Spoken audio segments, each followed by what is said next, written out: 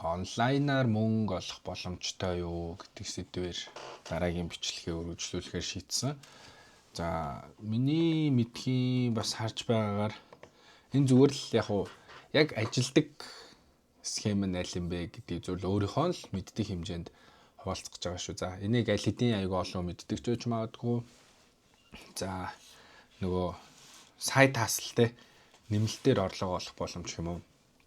Хамгийн ихний хуваалцах мэдээлэл нь болохоор хүргэлтийн групп байдаг.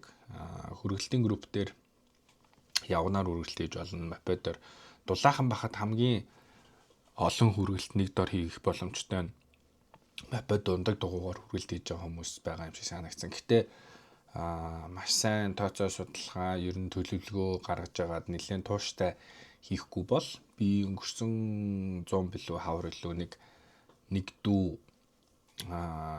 баг гимикийн тэтгэврийн зээлээр мопед ахуулсан чинь хүргэлцэн олдохгүй энэ жилүү team case сонссон шүү. Тэгэхээр санхүүгийн хувьд заавал тэгж зээл аваад тахгүйгээр зүгээр юм хямдхан хуучин ундаг дугуй нэгүүдээрээс аваад ч юм мэдхгүй нэг тиймэрхүү зөв байдлаар эхлээрэ гэж хэлмээр байна. За эхнийх нь яг энэ хажууталд би харагдгаар энэ явт ч юм уу энэ ч юм уу харагдгаар хүргэлтийн группийн мэдээлэл тавьчих. Ер нь тийм 2-3 групп байгаа. За ягаад заавал хүргэлтийн групп вэ гэхээр гэтээ сонголт байгаа шүү. Хүргэлтийн групп дээр биш UB cabin гараас гарт хүргэлт бас амар гоё шүү. Илүү альбисных нь бол илүү аль талтай найдвартай амархаа. Тэгэхгүй хүргэлтийн групп дээр бас баг зэргийн төлбөр тооцооны асуудалтай тийм маргаанууд ордог. За хоёр дахь нь орчуулга.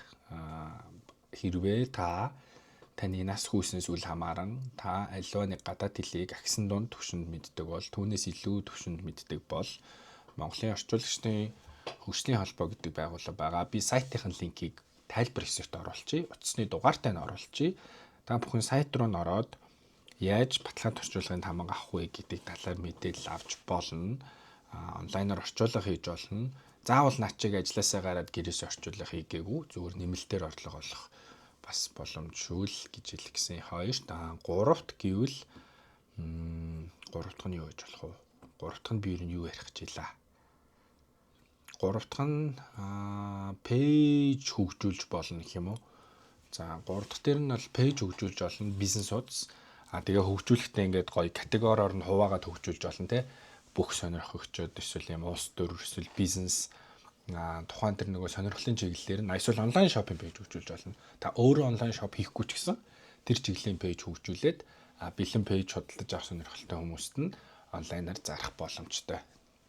За хамгийн ихний дурдсан хүргэлттэй холбоотой болон орчуулгатай холбоотой мөн энэ пэйж хөгжүүлэлттэй холбоотой асуух зүйл байвал илүү дэлгэрүүлж алхамаар нь мэдхийг хүсвэл комент үлдээгээрэй.